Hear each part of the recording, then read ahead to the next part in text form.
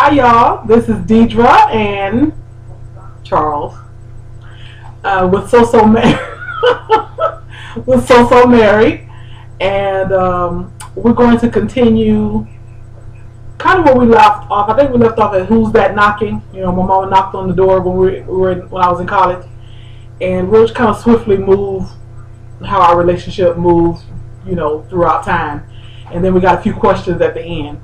Remember, if you have some questions for Q&A, submit your questions. So what happened after my mom called him in my dorm? We dated. Well, I don't know. Can you call what we did dated? Did we date? Nah, we just had sexual relationships. We were friends. We didn't date. We were friends with many benefits. I was at school still. Had other guys.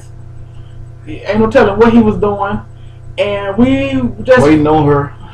Oh please! Go ahead. Just kidding. We were just friends, and we would talk. Mostly, our relationship was on the phone.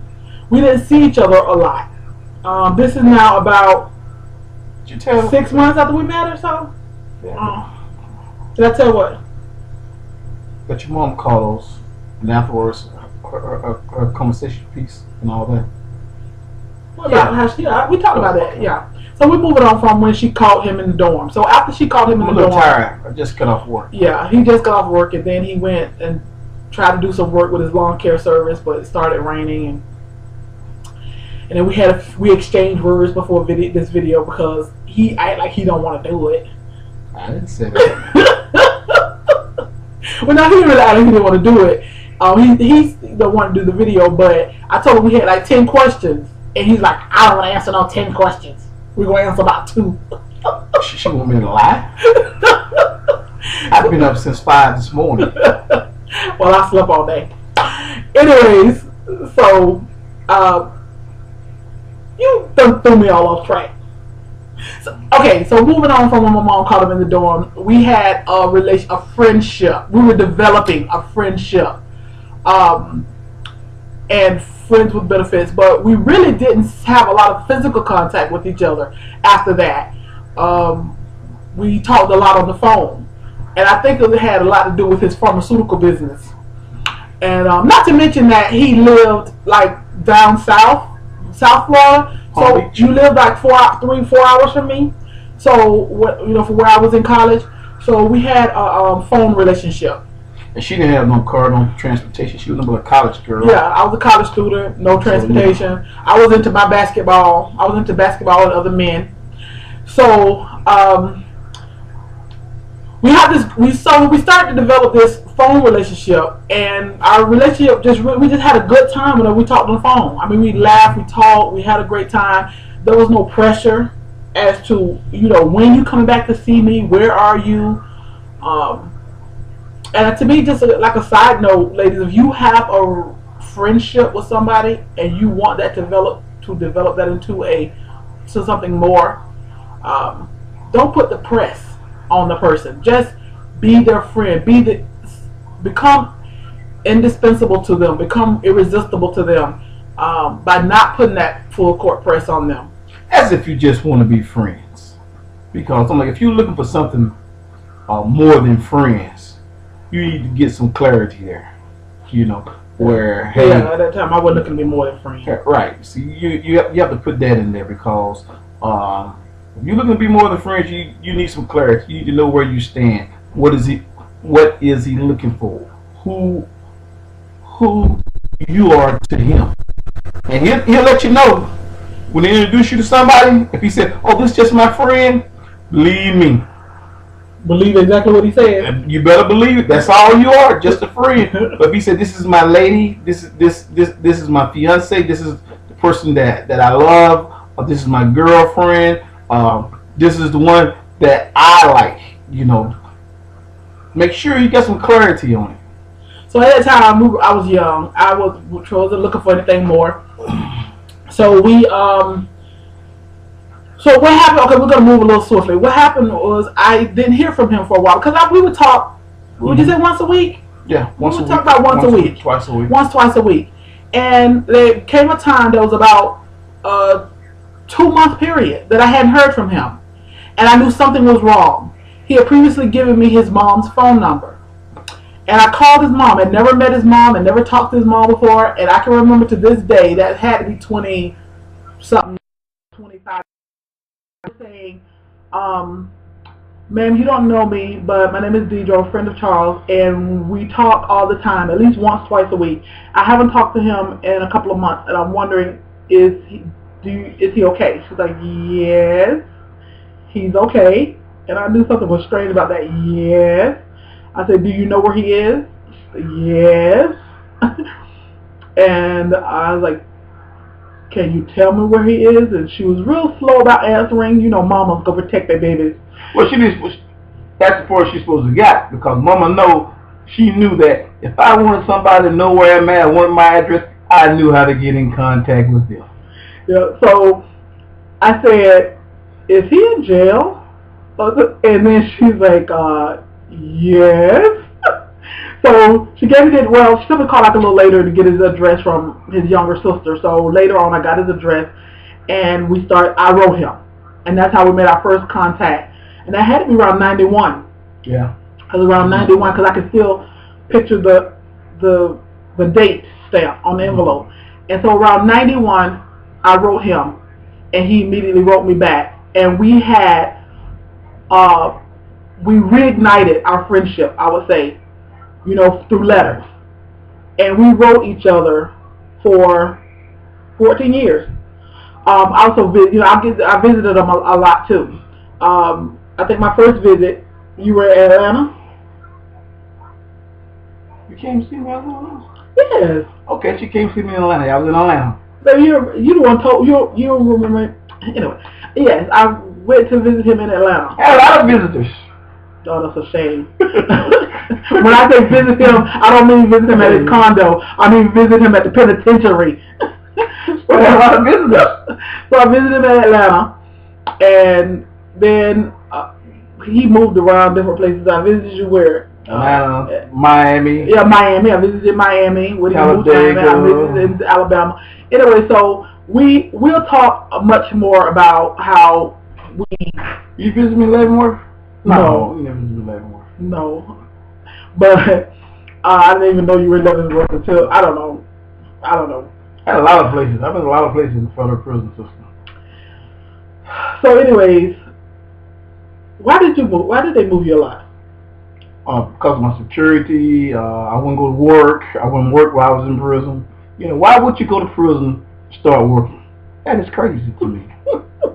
And my level of security, I had participated in food strikes, work strikes. Any type of strike, I was the first one to volunteer. So they moved you a lot for security reasons. Yeah, for security reasons. So I visited them a lot, and I'll talk a little bit more about my visits.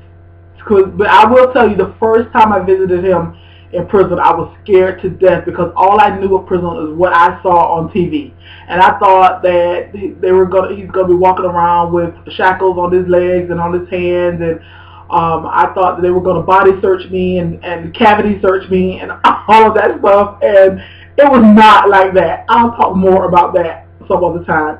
It was like I was going to visit somebody on a college dorm, but they were surrounded by 10-foot fence.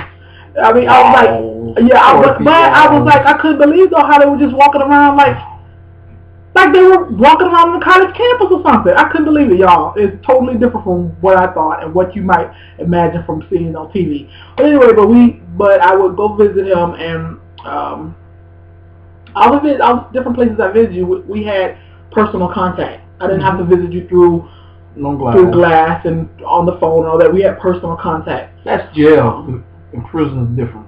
Yeah. So they did have certain rules and regulations. So I'll get into all of that about the visits and stuff. I didn't follow them. But yeah. Anything else about that? About how our relationship went I basically was living my life. In the meantime, I met my baby's while he's in prison. I met my baby's father. Had a 5-year relationship with him. Had Derica. There she is back there. Had Derica. And he went on and had his life, you know, well, whatever life you can have behind prison doors. But we even though we had a friendship, but that's basically all it was. It was a friendship and it was developing. It was no longer the friendship with benefits because the benefits were cut off when they clunk.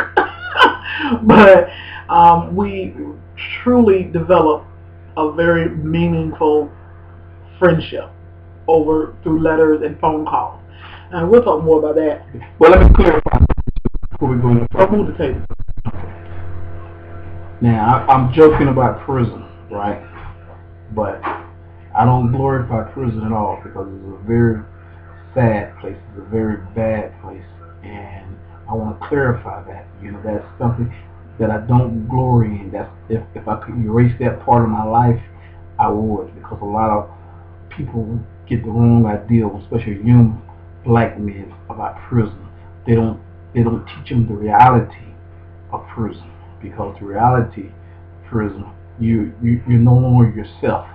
Your identity has been stolen away from you. You're nothing but a number there.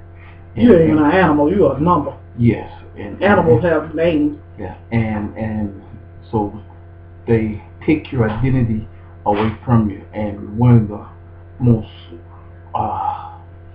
horrifying things that happened to me was to realize exactly where I was in prison. And since we talking to adults now, and you can let the youth know this right here. It's nothing to be glorified in when they tell you to open your mouth and look in your mouth, bend your ears back, get stripped butt naked, lift up your nuts, turn around, look at your asshole. So they don't talk about that part of prison. The degradation of it. Yes, and they don't talk about the violence that's there, because I was in the United States Penitentiary and I've seen it all. I deal with the Bloods, the Crips, the Rico, the Texas Syndicate, the Mexican Mafia, all of it, and just on and on. That's a whole different story that maybe we will get into a little later, because a lot of things in there, at first, I was part of it, because, hey, I had 15 years to do. So, if I got 15 years to do, I didn't have Christ Jesus as my Lord and my Savior. I said, so let me act just like the animals. Let me adapt.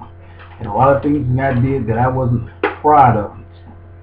Stabbing, fighting, but that's just part of it. Because once you deal and dab in certain things, there's a certain violence that goes on with it. And I thank God for His mercy, and I thank God for His grace that God brought me out of it, and God brought me out of it as pure gold, and I just thank God. Maybe our next video, we can get, you can talk a little bit more. Like I say, if there's anybody who that they can glean from that, maybe share it with youth, or at their church, or if they're children, or if they're watching us, and young men, especially young black men, we know the staggering statistics on that. But I would love to just do a video and we could delve more into that, because we do mention, your background, and if we don't want to seem that we take it lightly, or we glorifying it, or there's nothing to be glorified in. Exactly. But I also too like to mention it that we are not ashamed. We're not ashamed of what God brought us. We're not ashamed of our past, not ashamed of our testimony. We're not ashamed of, like I said, the grace that's been on our lives, your life, my life. But before we get into maybe a couple of questions, let me just ask you this. As it pertains to marriage, do you see where having spent that time in prison, has it negatively or positively, or either way, affected you as a husband or us in our marriage? I would say if I didn't have Jesus Christ my Lord and Savior, it would affect me negative, but it's a positive in it, because God stepped in. He renewed my mind, and renewing my mind, He just brought back those things that are value from biblical aspects, from my parents, from my uncle, because I was surrounded with some great marriages, great people, and only person in my family ever been to prison, jail, seven children. And like my dad said, boy, you just spoiled my testimony. And so he loved that testimony that he had to all his children in school and college, and I'm the only one that with the prison. We'll move on. Okay, so we have a couple of questions, and we have 10 here, but we'll get to just a few of them, and we can complete those on some other time. So someone asked, how do you feel, well, they asked me, I guess, how do you feel my 13-year celibacy affected my romantic life with my husband? And I'll just quickly say, somebody asked me this once before, like, having been celibate so long, 13 years, did I become, like, say, impotent or didn't want to have sex or, something like that? And I just kind of use this analogy, especially people who love to eat. And my fellow overeaters out there, you're so sick of food, you're so sick of overeating, but you're continuing to do it. And you're like, oh, I'm so sick of this.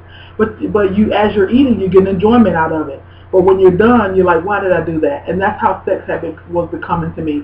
I was still doing it. I was enjoying it as I was doing it. But when I was done, I was like, what? I could have had a V8. Why am I doing this? Why, am I continuing in this lifestyle? And so when I was celibate and then, then having sex later on and having, romantic life with my husband, it's like a whole different type, because now the love is there and the everything else that goes the way God intended, sex to be in a married relationship, and it has not negatively affected, because now it's not like I'm just doing it and like, why did I do that? Why am I continuing to do something that I'm not even really enjoying? So no, it's been a positive thing, but we'll get much more into that a little bit later, because there's more behind that. Number 2, okay, what attracted you to me and what attracted me to you?